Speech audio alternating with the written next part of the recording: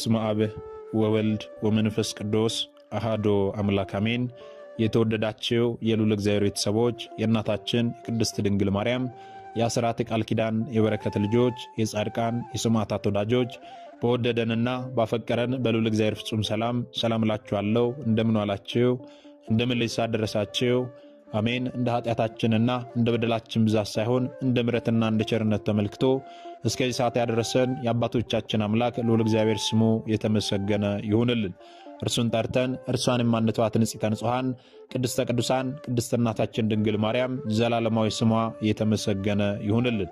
እንግዲህ እንደ እግዚአብሔር አምላካችን መልካምና በጎ ፍቃድ ዛሬ የምንማማረው በሰሙነ ሕማማት ወቅት ላይ የምንፈጽማቸው ሥርዓቶች አሉ፣ የማንፈጽማቸው ሥርዓቶች አሉ። እነዚህ ምንድናቸው? ስለምንስ ይፈጸማሉ? ስለምንስ አይፈጸሙም የሚለውን እንመለከታለን። በተጨማሪም ደግሞ ሰሙነ ሕማማት ማለት ምን ማለት ነው? ስለምንስ ይታሰባል የሚለውን እንደ እግዚአብሔር አምላካችን መልካምና በጎ ፍቃድ ዛሬ አጠር አድርገን እንማማራለን። እንግዲህ የሚያስተምረን እግዚአብሔር ነው፣ የሚመክረን እግዚአብሔር ነው፣ የሚገስጸን እግዚአብሔር ነው። እርሱ በመካከላችን ተገኝቶ የጎደለውን አሟልቶ የተጣመመውን አቃንቶ በአፈ መላእክት አርሞ ያስተምረን ይመክረን ይገስጸን ዘንድ የእርሱ መልካምና በጎ ፍቃዱ ይሁንልን። የእናታችን የንጽሕተ ንጹሐን የቅድስተ ቅዱሳን የቅድስት እናታችን የድንግል ማርያም ምልጃ ተራዳይነቷ በረከቷ ሁሉ በሁላችን ላይ ይደርብን።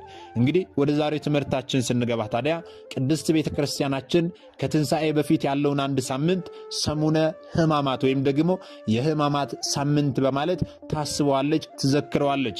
ሕማማት ማለት በራሱ የቃሉ ትርጉም ምን ማለት ነው ስንል ሕማማት የሚለው ቃል ታመመ ከሚለው የግዕዝ ግስ የወጣ ሲሆን የጌታችን የመድኃኒታችን የኢየሱስ ክርስቶስ ሕማሙና ሞቱ የሚዘከርበት ሳምንት ነው። ይህ ሰሙነ ሕማማት ማለት ነው። የሕማማት ሳምንት የምንለው እንግዲህ ሰሙነ ሕማማት ከሆሳዕና እስከ ትንሣኤ ባሉት ቀናት ጌታችንን ለመያዝ አይሁድ የመከሩበት፣ ምክራቸውን ያጸኑበት፣ ጌታችንን ሳይዙ እህል ውሃ ላይ ቀምሱ ክፉ መሃል ላይ የተማማሉበት፣ ጌታችንን የያዙበት የገረፉበትና እንዲሁም ደግሞ በዕለተ ዓርብ በቀራንዮ የሰቀሉበት ሳምንት ነው። ይህ ሰሙነ ሕማማት ተብሎ የሚጠራው ሳምንት ማለት ነው።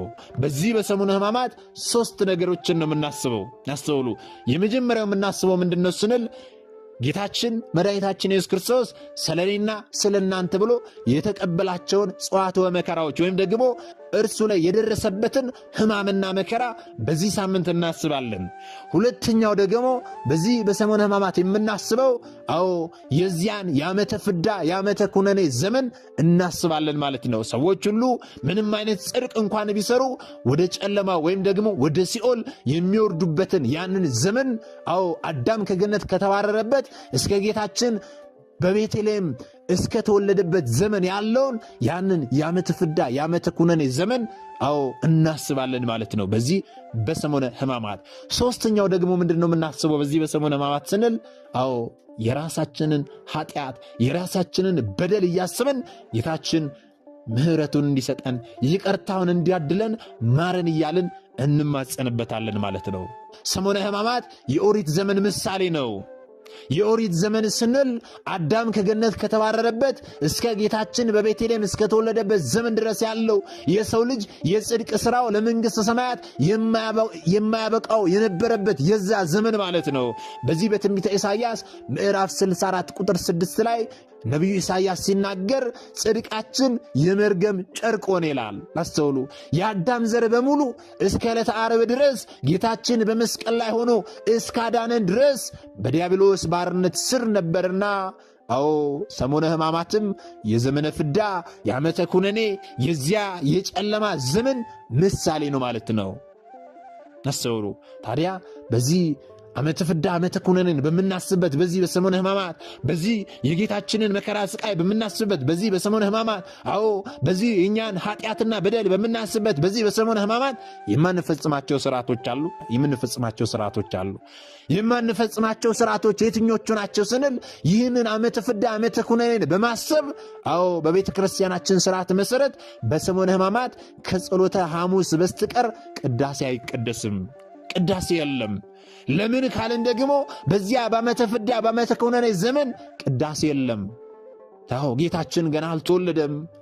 ጌታችን ባልተወለደበት በዚያ በዓመተ ፍዳ በመከራው ዘመን ቅዳሴ አይቀደስም ነበርና በዚህ በሰሙነ ሕማማትም ቅዳሴ አይቀደስም። ስብሐተ ነግ የለም፣ አይደርስም። ሥርዓተ ማኅሌት የለም፣ ሥርዓተ ተክሊል የለም፣ ጸሎተ ፍታት አይጸለይም፣ ጸሎተ አስተርእዮም አይደረግም። እንዲሁም ደግሞ ጥምቀትና ክርስትናም አይፈጸምም። በመስቀል መባረክም የለም፣ ኑዛዜ መሰጠትና መቀበልም የለም፣ እግዚአብሔር ይፍታ ማለትም አይኖርም፣ አይደረግም ማለት ነው በዚህ በሰሙነ ሕማማት። ለምን ካልን ደግሞ ቅድም እንዳልነው የምናስበው ያንን የዓመተ ፍዳ የዓመተ ኩነኔ ዘመን ስለሆነ የዚያ ምሳሌ ስለሆነ ጽድቅ የሠራ ሁሉ ወደ ጥልቁ ወደ ሲኦል የሚጣልበት ዘመን ስለነበረ ብዙ ቅዱሳን አባቶች ጽድቅ የሠሩ ነበሩ። እነዛ ጽድቅ የሠሩ ቅዱሳን አባቶች እንኳን ወደ ሲኦል የሚገቡበት ዘመን ነበር። ያ ዓመተ ፍዳ ዓመተ ኩነኔ ማለት ነው። ለዚህ ነው ኢሳይያስ 64:6 ላይ ጽድቃችን የመርገም ጨርቅ ሆነ ብሎ ነቢዩ የተናገረው ማለት ነው። ስለዚህ ያንን ዘመን እያሰብን ስለሆነ በዚያ ዘመን ደግሞ አሁን የጠቀስናቸው ነገሮች ሁሉ ስለሌሉ አናደርግም ማለት ነው። አስተውሉ። ታዲያ እነዚህ አሁን የጠቀስናቸው አይደረጉም ያልናቸው ነገሮች ሁሉ በዕለተ ሆሳዕና አስቀድመው ይከናወናሉ ማለት ነው። በሰሙነ ሕማማት ከዚህ ዓለም በሞት የሚለይ ሰውም የፍትሐት ጸሎት አይደረግለትም። ይህ ጸሎት ግን በዕለተ ሆሳዕና በአካለ ሥጋ እያለን አባቶቻችን የፍትሐት ጸሎት ያደርጉልናል ማለት ነው። ስለዚህ በበዓለ ሆሳዕና ከቤተ ክርስቲያን መቅረት አይገባም። ጸሎተ ፍታት ለሁላችን ስለሚደረግ መቼ እንደምንሞት ስለማናውቅ ማለት ነው። በዚህ በሰሙነ ሕማማት የምንሞት ከሆነ አስቀድመን ጸሎተ ፍታት ሊደረግልን ያስፈልጋል። መቼ ካልን ደግሞ ይህ ሥርዓት የሚከናወነው በበዓለ ሆሳዕና ስለሆነ በበዓለ ሆሳዕና ሁላችንም በቅጽረ ቤተ ክርስቲያን ልንገኝ ያስፈልጋል። አስተውሉ። ሰሙነ ሕማማት የተለየ ሳምንት ነው። እንኳን ሥጋዊ ደስታና ሳቅ ጨዋታ ቀርቶ መንፈሳዊ ደስታም የተከለከለ ነው። በዚህ በሰሙነ ሕማማት በሰሙነ ሕማማት ምእመናን እርስ በርስ መሳሳም አይፈቀድላቸውም፣ ወይም ደግሞ በመሳሳም ሰላምታ መሰጣጣት አይቻልም። ለምንድን ነው ይህ የተከለከለው ደግሞ ስንል ይሁዳ ጌታችንን በመሳም አሳልፎ ሰጥቷልና ያንን ለማሰብ ነው። ይህንን ስንል ግን ልናስተውል የሚገባን ነገር ይሁዳን አይደለም የምናስበው። ይሁዳ በቤተ ክርስቲያናችን መታሰቢያ የለውም። ለምን ካልን ደግሞ ኃጥእ ነው፣ ጌታችንን አሳልፎ የሰጠ ነው። ስለዚህ ይሁዳን አይደለም የምናስበው። ይሁዳ ያደረገውን ድርጊት ግን እናስበዋለን። ምክንያቱም በዛ ውስጥ ደግሞ እኛ የምንማረው ነገር ስላለ። ምንድን ነው የምናስበው ስንል ይሁዳ ጌታችንን ስሞ አሳልፎ ሲሰጥ ከልቡ አልነበር የሚሳመው፣ ለምልክት ነበረ መሳሙና ማቀፉ ማለት ነው። በዚህ በማርቆስ ወንጌል ምዕራፍ 14 ቁጥር 44 ላይ ስንመለከት እንዲህ ይላል ቃሉ፣ አሳልፎ የሚሰጠውም የምስመው እርሱ ነው፣ ያዙት ጠንቅቃችሁም ውሰዱት ብሎ ምልክት ሰጥቷቸው ነበር ይላል። ምን ሰጥቷቸው ነበር? ምልክት ሰጥቷቸዋል። እርሱ ምን ሲያደርግ እንዲይዙት? ሲስመው ማለት ነው፣ ሲያቅፈው ማለት ነው። አስተውሉ። እዛው ቁጥር 45 ላይ ደግሞ እንዲህ ይላል፣ መጥቶም ወዲያው ወደ እርሱ ቀረበና መምህር ሆይ ብሎ ሳመው። እነርሱም እጃቸውን በእርሱ ላይ ጭነው ያዙት ይላል። አስተውል እግዚአብሔር ቤተሰቦች፣ ምልክትን ሊሰጣቸው አስቀድሞ ነግሯቸው ነበረ። ከዚያም በኋላ የሰጣቸውን ምልክት ሲያደርግ እነርሱ ያዙት ማለት ነው። ለምንድን ነው ይህንን ያደረጉት እነዛ አይሁዳውያን? ለምንድን ነው ምልክትን ከእርሱ የፈለጉት ስንል ደግሞ ጌታችን መድኃኒታችን ኢየሱስ ክርስቶስ ከዮሐንስ ጋር ይመሳሰልባቸው ነበረ።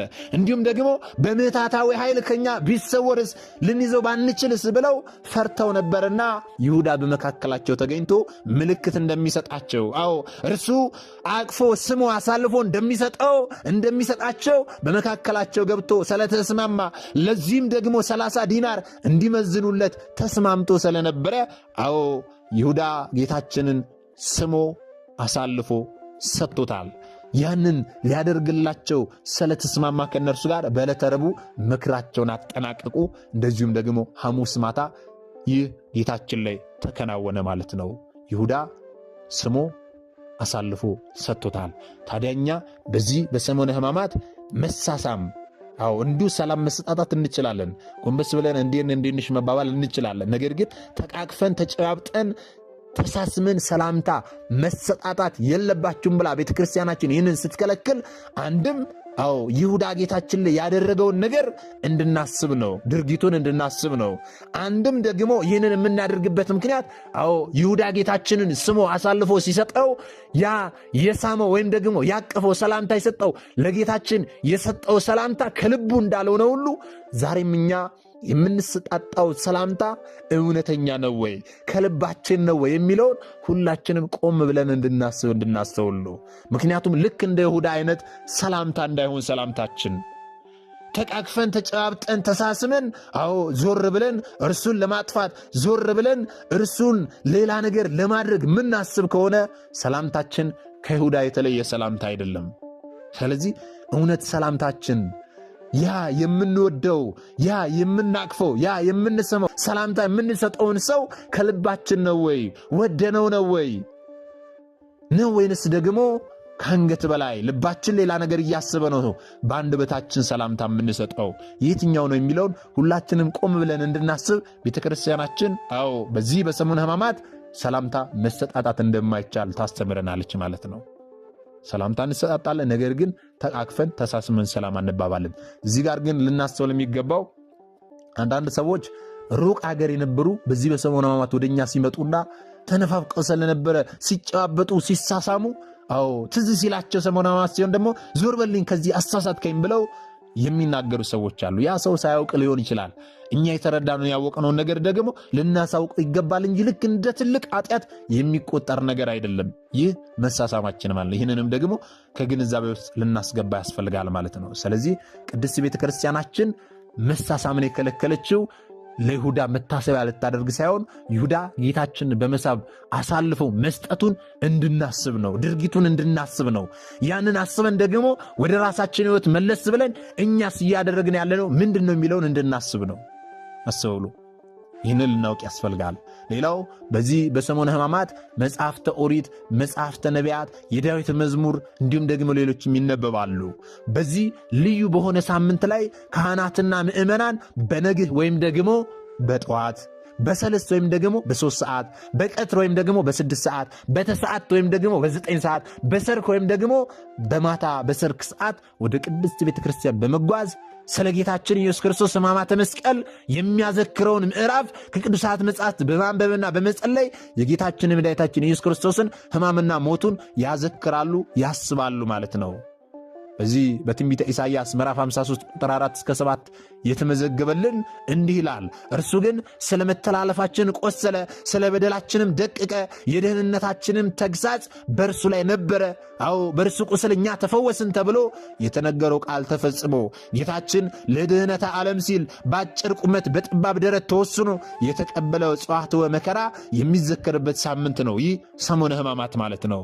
ነቢያት መቼ ወደዚህ ዓለም መጥተህ ከዓመተ ፍዳ ታድነናለህ ሲሉ የተማጸኑበት ጸሎት የጌታችንን ስለኛ ሲል የመያዙን የመገረፉንና የመሰቀሉን ነገር በመንፈስ ቅዱስ ተቃኝተው በትንቢት መነጽር እየተመለከቱ የጻፉት ስለሆነ የነቢያት መጽሐፍ ይነበባሉ፣ ይጸለያሉ ማለት ነው። በዚህ በሰሙነ ሕማማት ባጭሩ አጥር አድርገን ስንመለከት በዚህ በሰሙነ ሕማማት ላይ የምናስበው የጌታችን ሕማምና መከራ ነው ብለናል። በሌላ በኩል ደግሞ ይህ ሳምንት ከአዳም እስከ ጌታችን መድኃኒታችን ኢየሱስ ክርስቶስ ድረስ የነበሩ ነፍሳት በሲኦል የቆዩበት የዚያ የ5500 የመከራና የፍዳ የኩነኔ ዘመን መታሰቢያ ስለሆነ የሕማማት ሳምንት የሚለው ስያሜ አግኝቷል ማለት ነው።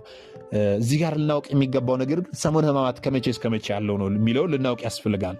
አንዳንድ ሰዎች ከሰኞ የሚጀምር የሚመስላቸው ሰዎች አሉ። 5 ቀን ብቻ ማለት ነው። ሰኞ፣ ማክሰኞ፣ ረቡዕ፣ ሐሙስ፣ ዓርብ ማለት ነው። ነገር ግን ሰሙነ ሕማማት የሚጀምረው በዓለ ሆሳዕናን ባከበርንበት እሁድ ከሰዓት ጀምሮ ነው።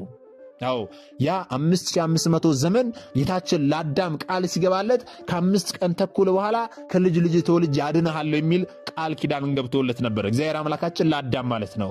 ያ 5 ቀን ተኩል ዓመተ ፍዳ ዓመተ ኩነኔ ነበረ፣ የጭንቅ ዘመን ነበረ። ያንን የዚያ ምሳሌ የሆነውን ሰሙነ ሕማማትን ስናከብርም ደግሞ 5 ቀን ተኩል ይሆናል አቆጣጠሩ። እንዴት 5 ቀን ተኩል ይሆናል ስንል ከሰኞ እስከ ዓርብ 5 ቀን አለ። እንዲሁም ደግሞ በዓለ ሆሳዕናን አክብረን ከሰዓት በኋላ ግማሽ ቀን አለ። ግማሿ ስትጨመርበት 5 ቀን ተኩል ይሆናል ማለት ነው።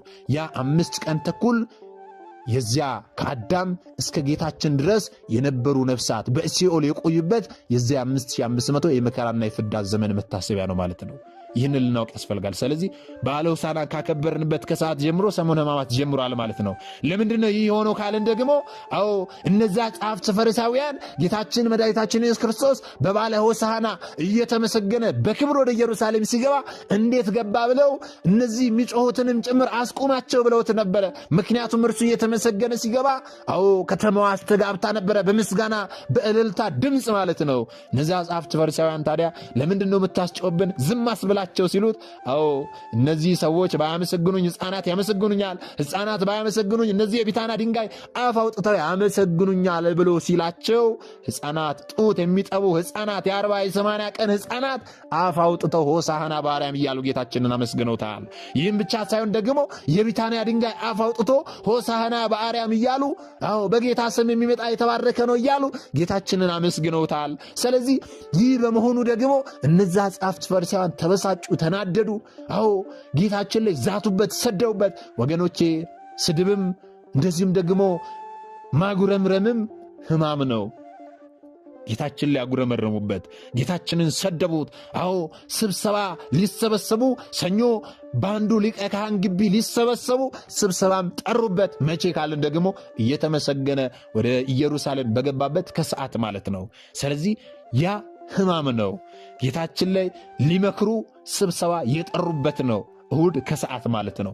እንዲሁም ደግሞ ያጉረመረሙበት፣ የተበሳጩበት፣ ጌታችንን የሰደቡበት እርሱ ማን ስለሆነ ነው እየተመሰገነ የሚገባው እያሉ የተበሳጩበት ስለሆነ ሕማማቱ እሁድ ከሰዓት ይጀምራል ማለት ነው። ይህንን ደግሞ ልናውቅ ያስፈልጋል። እንዲሁም ደግሞ ይህ ሳምንት ቅዱስ ሳምንትም ይባላል። ለምንድን ነው ቅዱስ ሳምንት የተባለው ስንል ከሌሎቹ ሳምንታት ሁሉ የተለየና የተከበረ ነውና። ምክንያቱ ስለምንድን ነው ስንል በዚህ ሳምንት በእያንዳንዱ ዕለት ስለ ፍጹም ፍቅር የተከፈለ የመስዋዕትነት ሥራ ስለተሰራበት ነው። የሰው ልጆች ድነት ስለተፈጸመበት ነው። መድኃኔ ዓለም ስለኛ ቤዛ ሆኖ ለመስቀል ሞት ራሱ ታዛዥ ሆኖ ነፍሱን ስለካስልን ነው ይህ ሳምንት ቅዱስ ሳምንት ተብሎ የሚጠራው። በተጨማሪም ደግሞ ይህ ሰሙነ ሕማማት ሳምንት የመጨረሻ ሳምንትም ተብሎ ይጠራል። ለምን ተባለ ስንል ጌታችን መድኃኒታችን ኢየሱስ ክርስቶስ በዚህ ዓለም በመዋለ ሥጋዌው ለፈጸማቸው የቤዛነት ወይም ደግሞ የአርያነት ተግባራት ፍጻሜ በመሆኑ ነው። በዚህ ልዩ በሆነ ሳምንት ካህናትና ምእመናን በነግ በሰልስት በቀትር በትስዓትና በሰርክ ወደ ቅድስት ቤተ ክርስቲያን በመጓዝ ስለ ጌታችን መድኃኒታችን ኢየሱስ ክርስቶስ ሕማምና መከራ፣ ሞት የሚያዘክሩትን ቅዱሳት መጻሕፍትን እያነበቡ ያመሰግናሉ ማለት ነው። አስተውል። አብዝተው ይሰግዳሉ፣ ስግደትን ያቀርባሉ ማለት ነው። ይህን ልናውቅ ያስፈልጋል። ታዲያ በዚህ በሰሙነ ሕማማት የማይፈጸሙ ስርዓቶች አሉ ብለናል። ቅድም የጠቀስናቸው እንዳሉ ሆኖ ሌሎችም የማይፈጸሙ ስርዓቶች አሉ። እነዚህ ምንድናቸው የሚለውን ደግሞ ስናነሳ ቅድም እንዳልነው ጸሎተ ፍታት አይፈቀድም። ምክንያቱም ይህ ሳምንት የዘመነ ፍዳ የዓመተ ኩነኔ መታሰቢያ ስለሆነ ብለናል። እንዲሁም ደግሞ በዚያ ዘመን ኑዛዜ አልነበረም፣ በዚያ ዘመን ፍታት አልነበረም። በዚያ ዘመን ማንም ሰው ቢሞት በሲኦል ይወርዳል እንጂ ገነት የማይገባበት ዘመን ስለነበረ ያንን ዘመን ለማሰብ ጸሎተ ፍታት አይደረግም። እንደዚሁም ደግሞ ኑዛዜም የለም፣ ኑዛዜም አይደረግም ማለት ነው። ሌላ ደግሞ መስቀል መሳለም አይፈቀድም በዚህ በሰሙነ ሕማማት ማለት ነው። ለምንድን ነው መስቀል መሳለም የማይፈቀደው? ምክንያቱ ምንድን ነው ስንል ሰላም ያገኘነው ከክርስቶስ በኋላ ስለሆነ፣ የመስቀልን ኃይል የተረዳ ነው ከስቅለቱ በኋላ ስለሆነ መስቀል መሳለም አይቻልም። መስቀል ክርስቶስ ተሰቅሎበት መስቀልን የሰላማችን አርማ የድነታችን ምልክት አድርጎ መስቀሉን ባርኮ የድል አርማ አድርጎ የዲያብሎስ ድል መንሻ አድርጎ ለእኛ ከመስጠቱ በፊት ክርስቶስ በመስቀሉ ላይ ከመሰቀሉ በፊት መስቀል የወንጀለኞች መቅጫ ነበረ። ስለዚህ መስቀል የወንጀለኞች መቅጫ ነበር እንጂ የድህነታችን ምልክት ስላልነበረ የመስቀሉን ኃይል ስላልተረዳ ነው በዛ ወቅት ላይ በዚህ በሰሙነ ሕማማት መስቀል መሳለም አይፈቀድም ማለት ነው። ሊቃውንት አባቶችም በዚህ ወቅት ላይ መስቀል አያሳልሙም። መስቀል የሚያሳልሙም ከሆነ ደግሞ ፍትሐ ነገሥቱ እንዲቀጡ ያዛል ማለት ነው። ሌላው ደግሞ በዚህ በሰሙነ ሕማማት ምንድን ነው የማንፈጽመው ስንል ማማተብ አይፈቀድም።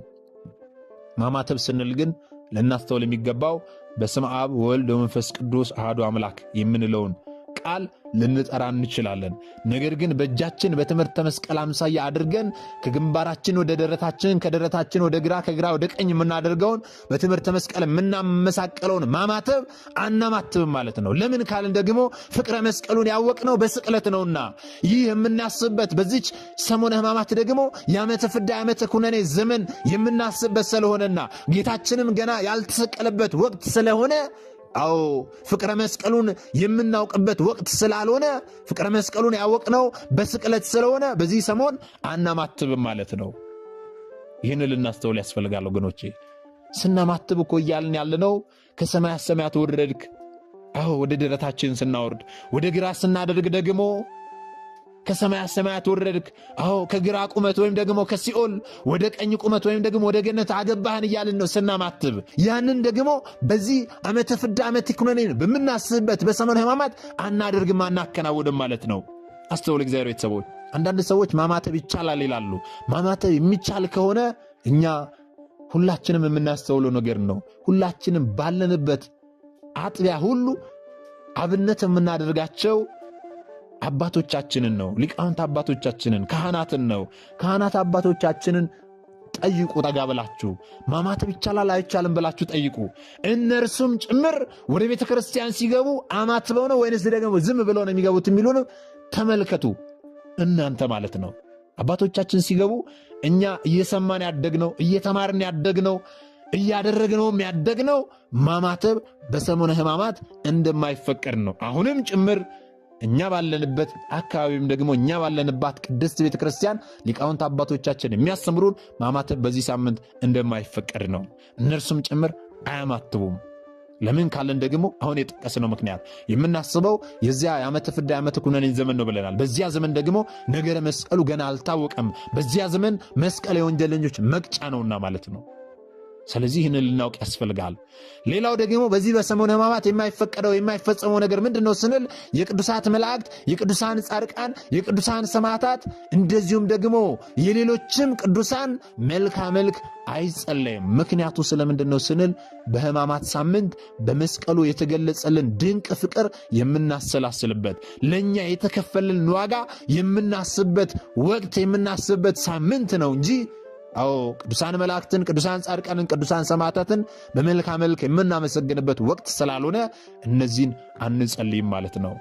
በመሰረቱ የትኛውን ጸሎት ነው የምንጸልየው በሰሙነ ሕማማት፣ የትኛው ነው የማይጸለየው የሚለውን ደግሞ በቀጣይ ቪዲዮ ትምህርታችን ላይ እንመጣበታለን፣ እንማማራለን። ስለዚህ በዚህ በሰሙነ ሕማማት ይህ አይፈቀድም ማለት ነው። በተጨማሪም ደግሞ ፍትሐ ነገሥቱ እንደሚያዘው የምንከለከላቸው ነገሮች አሉ። ምንድናቸው የምንከለከላቸው ስንል አመጋገባችን ከወትሮ የበለጠ ልንቀንስ ያስፈልጋል። ይህንን ደግሞ ፍትሐ ነገሥቱ ሲናገር እንዲህ ይላል። ምን መመገብ እንዳለብን ጭምር ሲናገር ማለት ነው። በዚህ በሰሙነ ሕማማት ፍትሐ ነገሥት አንቀጽ 15 በቁጥር 578 ላይ ጨው ያለው ቂጣ እንድንበላና የእግዚአብሔርን ውሃ እንድንጠጣ ያዘናል። አስተውሉ። ጨው ያለው ቂጣ ለምንድን ነው የምንበላው ስንል ውሃ እንዲያስጠማን። ውሃው ሲጠማን አዎ ጌታችን ለእኛ ሲል ምን ያህል እንደተጠማ እንድናስብ ነው ጨው በዛ ተደርጎበት የሚደረገው ማለት ነው። ውሃ እንድንጠማ የእግዚአብሔርንም ውሃ እንድንጠጣ ታዘናል። በጥቂቱ እሱንም ማለት ነው። እንዲሁም ደግሞ ፉት የማለት ልምድ ያለን ወይም ደግሞ መጠጥ የመጠጣት ልምድ ያለንን ሰዎችም በዚህ ጊዜ መጠጣት እንደማይገባ ይናገራል። እዚሁ አንቀጽ ላይ ማለት ነው።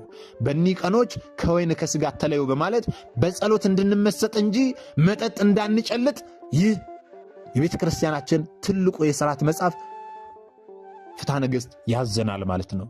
እዚህ ላይ ልብ ልንል የሚገባን ግን ሰሙነ ሕማማትን በቂጣና በውሃ የመጾም ጸጋና ልምድ ያለን ሰዎች ብንተገብረው ብዙ በረከትን እናገኝበታለን። ልምዱና ጸጋው የሌለን ከሆነ ግን ጽኑ ግዴታ ውስጥ አንገባም። ወይንም ደግሞ ወደዚያ ደረጃ እስክንደርስ ድረስ በጥቂቱ እየተለማመድን እንሄዳለን እንጂ ከአንዳንድ ወይም ደግሞ ዛሬውኑ አዎ ጨው ያለው ቂጣ ብቻ የተመገብክ ውሃ ብቻ የጠጣ ይህንን ሰሙነ ሕማማት አሳልፍ ተብለን ግዴታ አንገደድም ማለት ነው። ነገር ግን ወትሮ ከምንበላው ምግብ ልንቀንስ ያስፈልጋል ወገኖች። ይህንን የምናደርገው እኮ የጌታችን ሕማሙን፣ መከራው፣ ረሃቡን፣ ጥሙን ሁሉ እንድናስብ ነው። እንዲሁም ደግሞ በዚያ በዓመተ ፍዳ በዓመተ ኩነኔ ዘመን ብዙዎች በሲኦል ሆነው ሲሰቃዩ የነበሩትን ስቃይ እንድናስብ ነው። ከዚህ ስቃይ ጌታችን ይህን ሁሉ መከራ ስቃይ ተቀብሎ እንዳዳነን እንድናስብ ነው። ነገር ግን ቂም ቋጥረን ነገር ሸርበን ከወዳጃችን ተናቁረን በሐሜት ተጨማልቀን ስድብን በምላሳችን ተሸክመን እንኳን ቂጣ እየቆረጠምን ለምለም እንጀራ በጥሩ ወጥ እየበላን እንኳን ባንጾም ይሻለናል ወገኖቼ። ይህን ሁሉ ክፋት፣ ምቀኝነት በውስጣችን ይዘን ብንጾም ብንጸልይ ምንም ተቀባይነት አይኖረውም፣ ጾማችንም ጸሎታችንም። ምክንያቱም አፋችንና ልባችን የማይገናኙበት ቃሉና ተግባሩ የተራራቁበት ጾማችን ጾም ሳይሆን በረከት አልባ ልምድ ነው የሚሆነን ማለት ነው። ስለዚህ አበላላችንን ልናስተካክል ያስፈልጋል፣ ያመጋገብ ሁኔታችንን በዚህ በሰሙነ ሕማማት። ሌላው ደግሞ ምንድነው የተከለከልነው ስንል በዚህ በሰሙነ ሕማማት ወቅት ላይ ፍትሐ ነገሥት አንቀጽ 15 በቁጥር 593 ላይ ሴቶች ጌጣቸውን እንዲተው ያዛል። አዎ በዚህ በሰሙነ ሕማማት ላይ ጥቁር ለብሰን ምንም አይነት ጌጣጌጥ ሳናደርግ ሐዘን በሐዘን ልንሆን የጌታችንን ማመከራ ልናስብ ያስፈልጋል እንጂ ሥራ ስንገባ ሽክ ብለን ወይም ደግሞ ጌጣጌጥ በላያችን ሊያደርግ ሊሆን አይገባም። ይህም የሆነው ታዲያ ማንም ሰው ዘመድ ሞቶበት አሊያም ደግሞ ለቅሶ ቤት ሲሄድ ለሐዘን የሚመች ልብስ ይለብሳል እንጂ ዓይን የሚገባ ጌጣጌጥ አድርጎ አይገባም።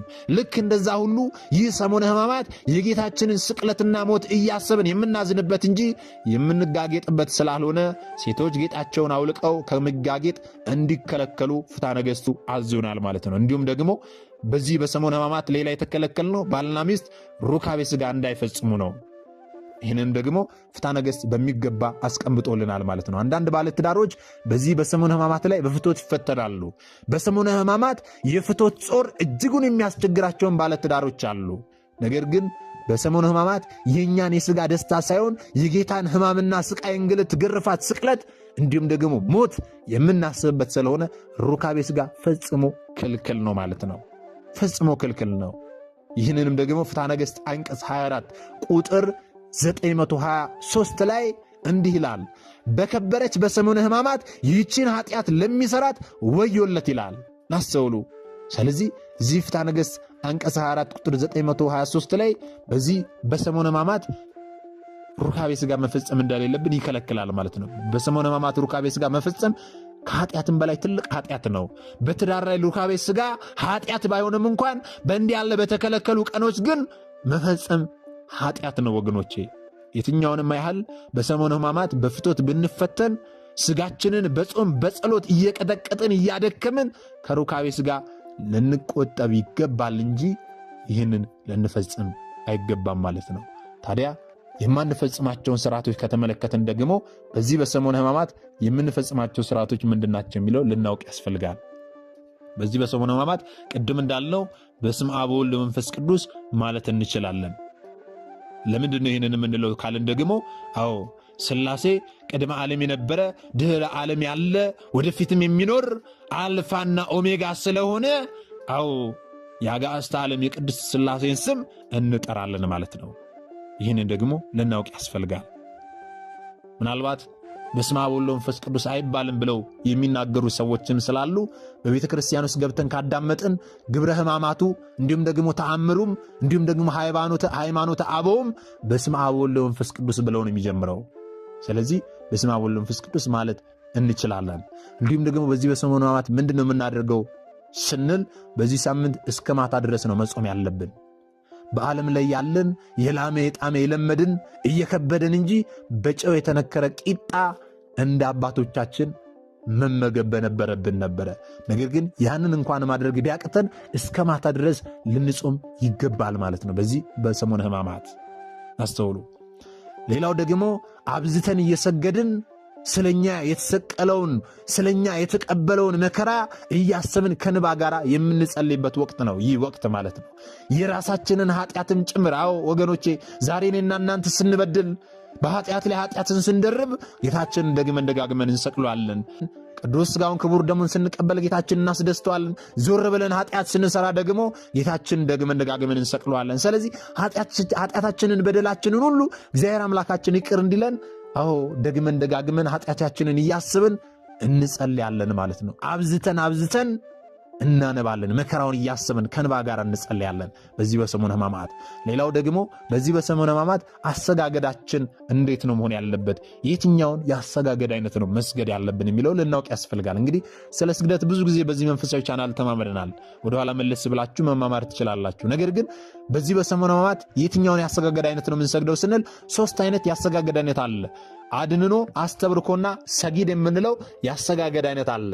ስለዚህ በዚህ በሰሙነ ሕማማት የምንሰግደው ሰጊድ የሚባለውን ያሰጋገድ አይነት ነው። ይህም ደግሞ እንዴት ነው ስንል በጉልበታችን ወርደን መሬት ተንበርክከን በግንባራችን መሬት የምንነካው ይህ ያሰጋገድ አይነት ነው ማለት ነው። ስለዚህ በዚህ በሰሙነ ሕማማት በጉልበት ተንበርክከን ግንባራችን መሬት እያስነካን ከሊጦስጥራ እስከ ቀራንዮ የተፈጸመውን እያስብን ልንሰግድ ያስፈልጋል ማለት ነው። አስተውሉ።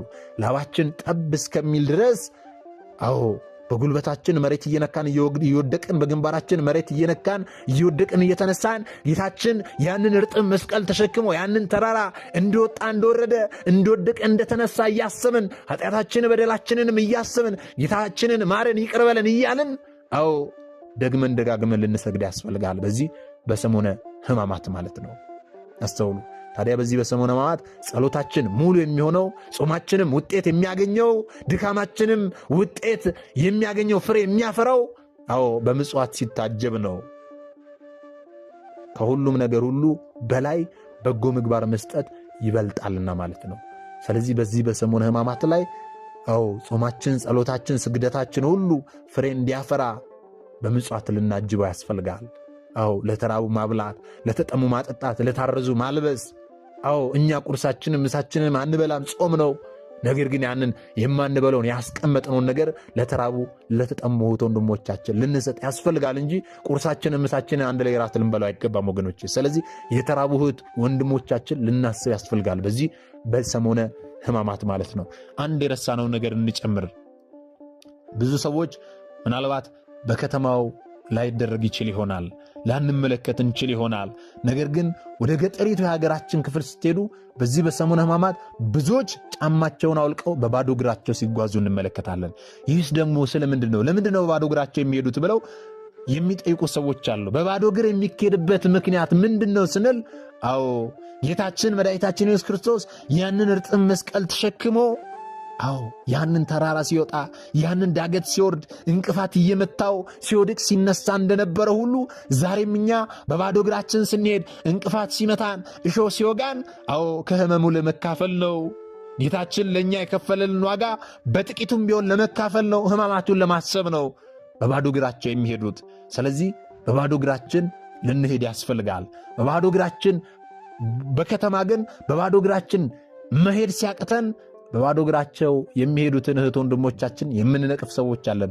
አንተም ብሎ ሕማማት ደግሞ ባዶ እግርን ትሄዳለህ የምንል ሰዎች አለን። ነገር ግን እነርሱ ትክክል ናቸው። ከቻለን እኛ ባዶ እግራችን ሄደን ሕማማቱን ልናስብ እንዲሁም ደግሞ ልንካፈል ያስፈልጋል ማለት ነው። ካልቻለን ደግሞ የሚያደርጉትን ሰዎች ልንነቅፍ አይገባም። ስለዚህ የሚያደርጉት ነገር ዝም ብሎ እንዳልሆነ ልናውቅ ያስፈልጋል። ከሕማማቱ ለመካፈል ነው። ጥቁር ይለብሳሉ፣ ባዶ እግራቸውን ይሄዳሉ። ቅድም እንዳልነው የምንከለከላቸው ነገሮች ሁሉ አያደርጉም። ፍጹም ሐዘን ነው። ሳቅ፣ ጨዋታ፣ ደስታ የለም። እንባ ነው፣ ለቅሶ ነው። ኃጢአቴን በደሌን ይቅር በለኝ ነው። ጌታዬ ለእኔ ስትል ተሰቃየ፣ ተገረፍክ፣ ተሰቀልክ። 6666 ጊዜ ለእኔ ተገረፍክ እያለን ምናነባበት ወቅት ነው ይህ ወቅት። ወገኖቼ ጌታችን ለእኔና ለእናንተ እኮ የከፈለው ዋጋ በእኔ አንደበት ተዘርዝሮ ተነግሮ የሚያልቅ አይደለም። ምናልባት ለቃል በአንደበታችን ስንናገር የተገረፈውን እንኳን ስናነሳ 6666 ጊዜ ተገረፈ ስንን ለአንደበታችን ሊቀለን ሊሆን ይችላል። ነገር ግን 6 አይደለም ወገኖቼ፣ 60 አይደለም፣ 600 አይደለም፣ 6666 ጊዜ ነው። ታዲያ የተገረፈው ደግሞ እኔ እናንተ በምናውቀው አይነት ጅራፍ አይደለም። እኔ እናንተ የምናውቀው ጅራፍ ሕፃናት ቦሄ ሲደርስ የሚያጮሁት አይነት ጅራፍ አይደለም። ሕፃናት እንዲሁም ደግሞ እረኞች ከብቶቻቸውን የሚጠብቁበት አይነት ጅራፍ አይደለም። ጌታችን የተገረፈበት ጅራፍማ ከብረት የተሰራ የሰው ሰውነት ላይ አንድ ጊዜ ሲያርፍ የሰውን ሥጋ በጫጭቆ ከመሬት ላይ በሚጥል አይነት ጅራፍ ነው ጌታችን 6666 ጊዜ የተገረፈው። በዚያ ሲገረፍ ታዲያ አንድ ጊዜ ሲገርፉት ሥጋው እየተበጫጭቀ በመሬት ላይ ወድቋል። ይህ ሁሉ የሆነው ለእኔና ለእናንተ ነው። ደሙ እንደ ውሃ በመሬት ላይ ፈሷል። ይህ ሁሉ የሆነው ለእኔና ለእናንተ ነው። አጥንቶቹ እስኪቆጠሩ ድረስ ነጭ ሆነው አጥንቶቹ እስኪታዩ ድረስ ጌታችን 6666 ጊዜ ተገርፈዋል። አዎ ጌታችን ያን ሁሉ መከራ ስቃይ ተቀብለዋል። የሚገርፉት እንኳን ደክሟቸዋል ወገኖቼ። የሚገረፈው ስጋው ከላዩ ላይ የሚበጫጭቀው ደሙ እንደውሃ የሚፈሰው አጥንቶቹ እስኪታዩ ድረስ የሚገረፈው ጌታ ምንም ነገር ሳይናገር ዝም ብሎ ያን ሁሉ መከራ እየተቀበለ፣ የሚገርፉት ግን ይደክማቸው ነበር ወገኖቼ። እነርሱ ተራ በተራ ደክሞኛል ደሞ አንተ ግረፍ እያሉ እየተፈራረቁ፣ ያ ሁሉ ሰው እየተፈራረቀ ጌታችንን ገርፈውታል። ይህ ሁሉ ነገር በላዩ ላይ ሲወርድበት፣ አዎ በእግራቸው እየረገጡት መስቀል፣ እርጥብ መስቀል አሸክመውት ያንን ተራራ ሲወጣ በእግራቸው እየረገጡ ሲጥሉት፣ አዎ ያን እርጥብ መስቀል ተሸክሞ እንደምንም እየተነሳ ሲጓዝ ወገኖቼ፣ ያ ሁሉ ነገር ሲሆን እርሱ ግን ምንም ነገር አልተናገረም። ዝም ምን ያለው? እንዲህ አይነት ዝምታ እንዴት ያለ ዝምታ ነው ወገኖቼ! እንዴት ያለ ዝምታ ነው! ያ ሁሉ መከራ እየደረሰበት ዝም ያለው ዝምታ ወገኖቼ! ጌታችን ስለና ስለ እናንተ ያን ሁሉ መከራ ስቃይ ተቀበለ። ያን ሁሉ መከራ ስቃይ ሲቀበል ግን ምንም ነገር አልተናገረም። ዝም ምን ያለው? ይልቁንስ አዎ ብዙ ሰዎች ተሰብስበው ነበረ። ብዙዎች ሴቶች ስለ እርሱ ያለቅሱ ነበረ። እርሱም ደግሞ ስለ እኔ አይደለም ስለ ራሳችሁ አልቅሱ ይል ነበር። ስለዚህ የጌታችንን መከራ በዚህ በሰሙነ ሕማማት እያስብን ስለ ራሳችን ኃጢአት ደግሞ ልናነባ ያስፈልጋል። ጌታ ሆይ ለእኔ ተሰቀልክል፣ ለእኔ መከራ በላ፣ ለእኔ ተሰቃየ፣ ለእኔ 6666 ጊዜ ተገረፍክ፣ እኔ ግን በድያለሁ፣ እኔ ግን ኃጢአትን ሰርቻለሁ፣ እኔ ግን ደጋግሜ ያሳዝኝሃለሁ፣ ይቅር በለኝ እያልን ስለ ራሳችን ኃጢአት ልናነባ ያስፈልጋል ወገኖቼ። ይቅር እንዲለን እንዲምረን ማለት ነው። ይህን እንድናደርግ ደግሞ እርሱ አምላካችን መድኃኒታችን ኢየሱስ ክርስቶስ ሁላችንን ይርዳን። ጌታችን 13 ሕማማተ መስቀልን ተቀብሎልናል። እነዚህን 13 ሕማማተ መስቀል በዚህ በሰሙነ ሕማማት እያስብን መሆን አለበት። እነዚህ ምንድናቸው ስንል ጌታችን ወደ ኋላ ታስሯል፣ በገመድ ተስቧል፣ በምድር ላይ ወድቋል፣ በእግረ አይሁድ ተረግጧል፣ አዎ ከምሰሶ ጋር ተላትሟል፣ በጥፊ መተውታል፣ ጀርባውን በጅራፍ ገርፈውታል፣ ራሱን በዱላ መተውታል፣ የሾህ አክሊል ደፍተውበታል። አዎ መስቀል ተሸክሟል፣ በችንካር ተቸንክሯል፣ በመስቀል ላይ ተሰቅሏል፣ መራራ ሐሞትንም ጠጥቷል። አዎ ሁሉን የሚመግበውን አምላክ ወገኖቼ፣ ከጭንጫ ላይ ውሃ ያፈለቀ ሕዝቡን የሚያጠጣውን አምላክ፣ ሁሉን የሚመግበውን አምላክ ተጠማው ባለ ጊዜ ሐሞትና ቁምጣጤን ደባልቀው አጠጡት፣ የሾህ አክሊልንም ደፉለት። ይህ የአይሁድ ንጉሥ ነው እያሉ ሳቁበት፣ ተሳለቁበት። እስቲ ማን የመታ ንገረን እያሉ አዎ ፊቱን እየሸፈኑ መቱት፣ ልብሱንም አወለቁበት፣ ቀደዱበት። አዎ ልብሱንም ዕጣ ተጣጣሉበት ወገኖቼ። በጥፊ እየመቱ ራሱን በዱላ እየመቱ የሾህ አክሊል ወገኖቼ። እስቲ አስቡ አንድ ጊዜ ቆም ብላችሁ፣ ምናልባት ቪዲዮንም ቢሆን አቁማችሁ ለተወሰነ ደቂቃ አስቡት። እኛ በእርሱ ቦታ ብንሆን የተገረፍነው አይደለም? ይህን ሁሉ ግርፋት ተገርፈን አይደለም? ይህን ሁሉ ስቃይ ተሰቃይተን ቀርጦ እሾህ ወይም ደግሞ መርፌ ጣታችንን እንኳን ሲወጋን ምን ያህል ስቃይ ነው የምንሰቃየው? ምናልባት በሕመም ውስጥ አሁን ያላችሁ ሰዎች የክርስቶስን ሕመምና መከራ ልታስቡ ልታነጻጽሩ ትችላላችሁ። እሾህ የወጋችሁ ሰዎች ጌታችን ለእኛ ምን አይነት ዋጋ እንደከፈለ ልታውቁ ትችላላችሁ። ምክንያቱም እኛን ጥቂቷ ይቺ እሾህ ወግታን ይህን ያህል ከታመምን ይህን ያህል ከተንገበግብን ጌታችን ለእኛ የከፈለልንማ አቤት ምን ያህል ትዕግስት ነው ወገኖቼ። ይህን ሁሉ መከራ ጌታችን የተቀበለው ለእኔና ለእናንተ እስቲ ያስቡት። የሾህ አክሊል ማለት እኮ ለጌጥ አይደለም ያደረጉለት። አዎ ራሱን ወደ ታች እየወጋው ራሱን ሲወጋው እግሩ ድረስ እንዲያማው አድርገው ነው የሾህ አክሊል ራሱ ላይ ያስቀመጡበት፣ ያቀዳጁት፣ የደፉበት ወገኖቼ። እስቲ ያስቡት። አናታችንን የሆነ ነገር ቢመታን፣ አናታችንን የሆነ ነገር ቢወጋን፣ አዎ ራሳችን ስስ ነው ወገኖቼ። አናታችን የሆነ ነገር ሆነ ማለት ሙሉ ሰውነታችን ይታመማል። ጌታችን ላይ ያንን የሾህ አክሊል የደፉበት ይህ ሁሉ ስቃይ ለእኛ ነው ወገኖቼ። አዎ ጌታ ሆይ ስለኛ 6666 ጊዜ ተገረፍክ። ክፉዎች አይሁድ መራቃቸውን ተፉብህ፣ በዘንግ ራስህን መቱ፣ እርቃንህን በመስቀል ላይ ሰቀሉ። ወየው ልንል ያስፈልጋል ወገኖቼ፣ ወየው ልንል ያስፈልጋል። ስለዚህ በዚህ በሰሙነ ሕማማት ይህንን እያስብን ሊሆን ያስፈልጋል። ይህ ሰሙነ ሕማማት ለምን ይታሰባል ስንል ሕማምና ሞት የማይገዛው ጌታችን ኢየሱስ ክርስቶስ የኛን ሕማምና ሞት ለራሱ በማድረግ በዚህ ሳምንት ለኛ ቤዛ ስለሆነ ነው ይህንን ሰሞነ ሕማማት የምናስበው። በዚህ በትንቢተ ኢሳይያስ ምዕራፍ 42 ቁጥር 4 እስከ 12 ያለውን ስንመለከት እንዲህ ይላል፣ ደዌያችንን ተቀበለ ሕማማችንንም ተሸከመ፣ ከአመፀኞችም ጋር ተቆጠረ፣ እርሱ ግን ግፍን አላደረገም፣ ተንኮልም ክፉ ነገርም አልተገኘበትም ይላል።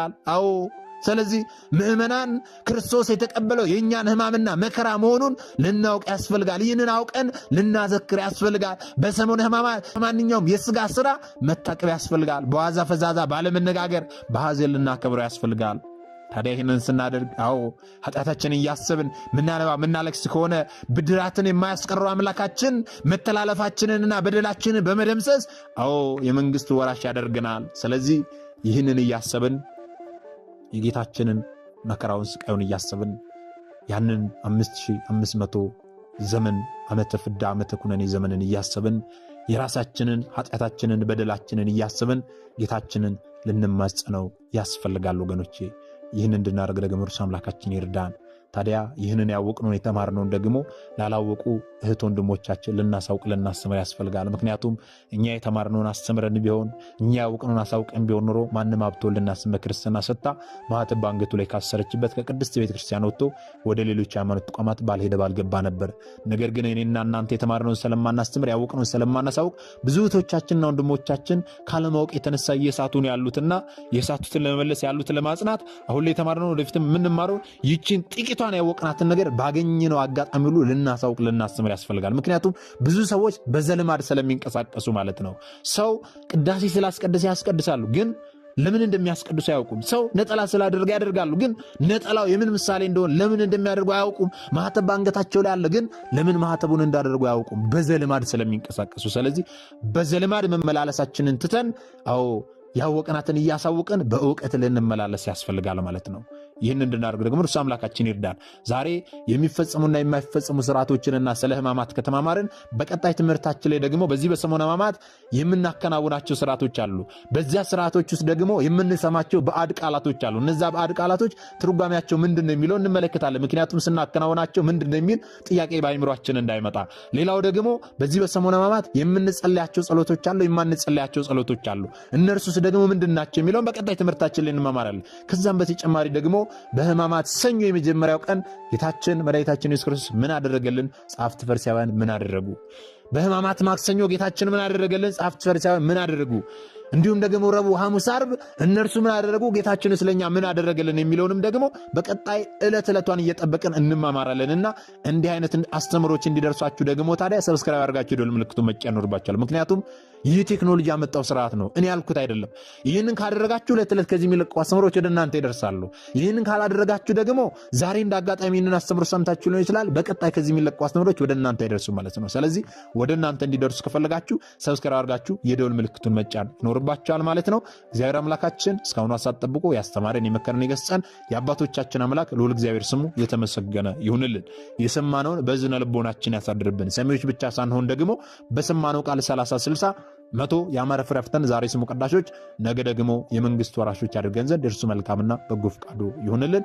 ወስብሐት ለእግዚአብሔር ወለወላዲቱ ድንግል ወለመስቀሉ ክቡር። ይቆየን።